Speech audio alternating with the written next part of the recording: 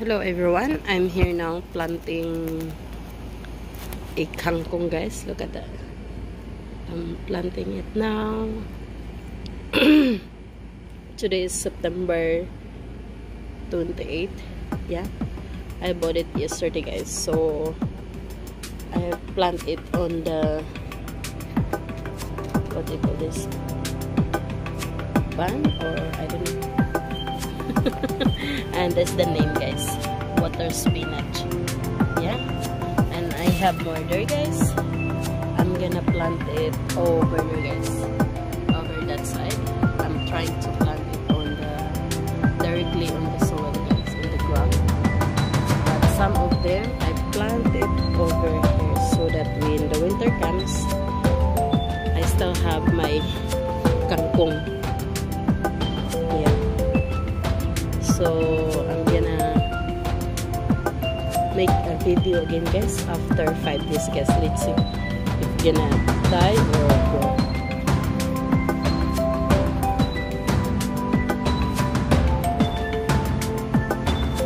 Done planting, guys. My water spinach. Look at that, all the way down there.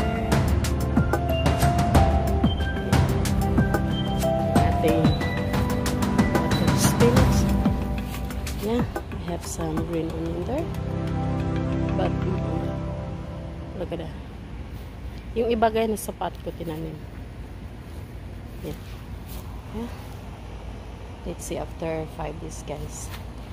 Kasi lagi ako nagtatanim lagi ng namatay. Yeah. That's my water spinach.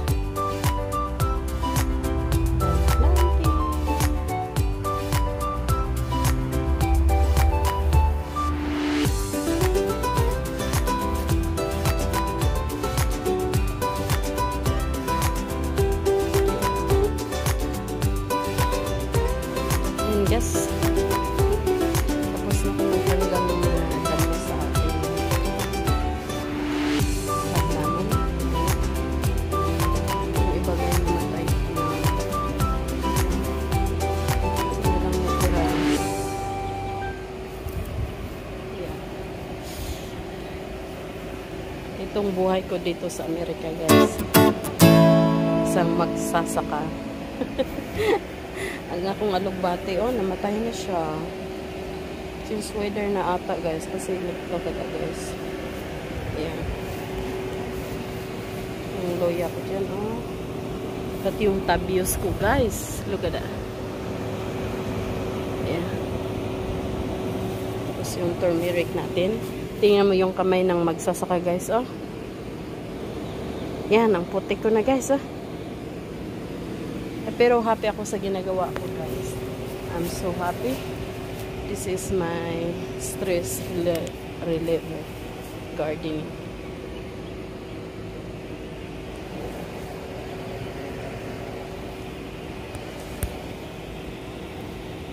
Three days later. Ito na nga, guys. After, I think 6 days, I planted. Look at there, guys. Today is October 4 and I plant this kangkong on, I think September 28 or 29, if I'm not mistaken. So look at that. Looks good. Yeah, because I said before that I'm gonna show you guys after 5 days, but some of them is died, guys. So long. But the one here on the ground looks good. Yeah, looks good, guys. Ayan, may damo ulit siya. Yeah. So maybe it's gonna survive, guys. After 5 days or 6 days. Yeah. Yeah, look at that. Yeah. Tinanim ko lang dyan siya sa gilid. Yeah, this is my water spinach, guys. Yeah. Yeah, look at that. Looks good. Wow. Maybe mag-survive na ito. Kaya, dito lang guys, nagtatapos ang ating video. After 6 days, I planted the water spinach. This is how it looks like now. So thank you again for watching. Bye bye.